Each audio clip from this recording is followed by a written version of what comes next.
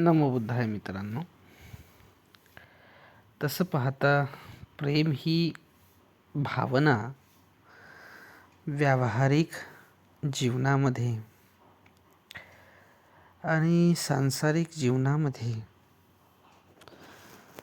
अत्यंत महत्त्वाची अशी भावना आहे. मनुष्याचा व्यवहार दुसऱ्यांशी योग्य पद्धतीनं व्हावा, चांगला व्हावा, सुदृढ व्हावा, स्वस्थ व्हावा, यासाठी प्रेम भावना ही अत्यंत मनुष्याला मदत करीत असते. प्रेमामुळे माणसं दुसऱ्याशी जुडल्या जातात. त्यांच्याप्रती आत्मीयता आणि आपुलकी निर्माण होतं आणि त्यामुळे प्रेम ही भावना मुळातच मनामध्ये ओलावा निर्माण करीत असतं आणि एक दुसऱ्याप्रती एक ममत्वाची भावना उत्पन्न करत असतं. बेसिकली पराप्रती ममत्व म्हणजे प्रेम आहे. पर म्हणजे दुसऱ्याप्रती ममत्वाची भावना उत्पन्न करणं प्रेम असतं आणि त्याच्यामुळे तसं पाहता ही विशुद्ध भावना आहे आणि या भावनेनं मनुष्य एक दुसऱ्याशी जुडलेला असतो आणि म्हणून सांसारिक जीवन जगण्यासाठी या भावनेचा फार मोठा उपयोग असतो. परंतु प्रेमाचं स्वरूप जेव्हा प्रदूषित होतं, प्रेमाची भावना जेव्हा लोभाने, द्वेषाने भरून जातं, तेव्हा तीच भावना मनुष्याला दुःख देणारी ठरतं, शोक उत्पन्न करणारी ठरतं, मनामध्ये भय उत्पन्न करतं. आणि म्हणून भगवान गौतम बुद्ध जेव्हा प्रेमाविषयी बोलतात, तेव्हा भगवान बुद्ध म्हणतात की प्रेमतो जायती शोको, प्रेमतो जायती भयं, प्रेमतो विप्पमुत्तस्य नथी शोको कुतो भयं. याचा अर्थ असा होतो, बुद्ध म्हणतात की प्रेमामुळे शोक उत्पन्न होतं, प्रेमामुळे भय उत्पन्न होतं. जो प्रेमापासून मुक्त आहे त्याला कुठलं शोक आणि कुठलं भय. बेसिकली बुद्धाचा धम्म जो आहे तो विमुक्तीकडे नेणारा आहे आणि म्हणून जेव्हा बुद्धाच्या धम्मामध्ये मनुष्य जातो तेव्हा तो सर्व भावनेतून विमुक्त होण्याचा विचार करतो, प्रयत्न करतो, साधना करतो आणि म्हणून कुठलीही भावना जी आहे तो त्या भावनेमध्ये लिप्त राहत नाही, तो अलिप्त होतो भावनेतून.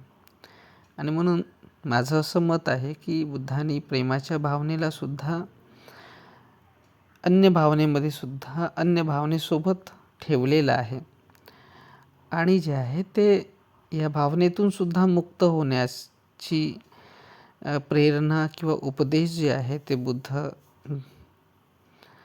सकल मानवजातीला देतात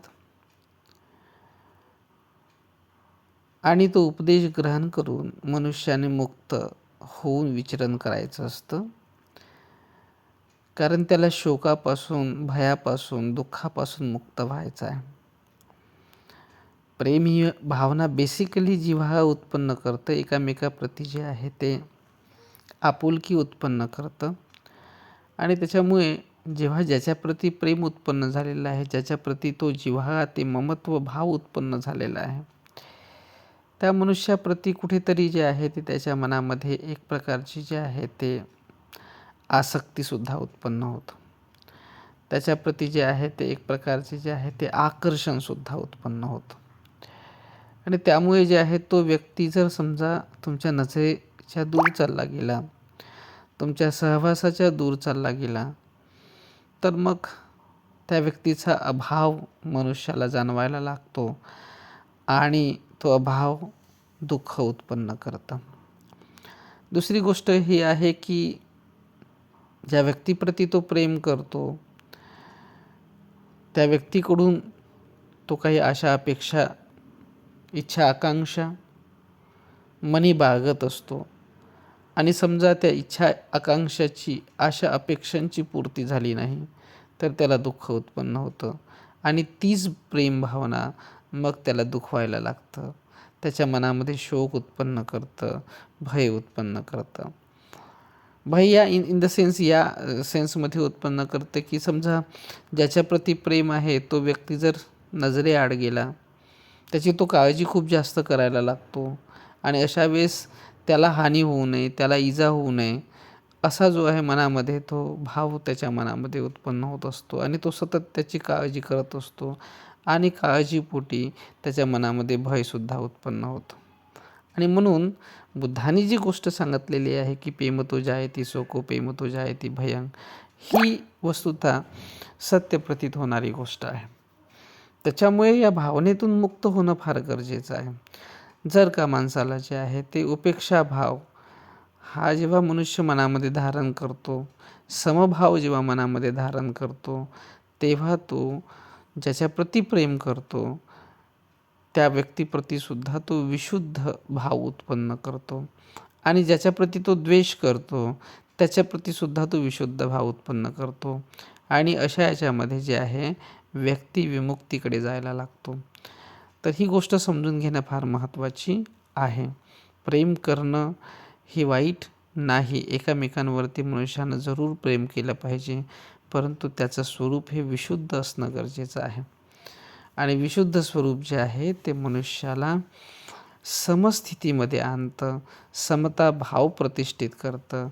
प्रेम जेव्हा समतेमध्ये येतं तेव्हा ते प्रेम जे आहे विशुद्ध होतं असं मला वाटतं. धन्यवाद मित्रांनो. जय भीम.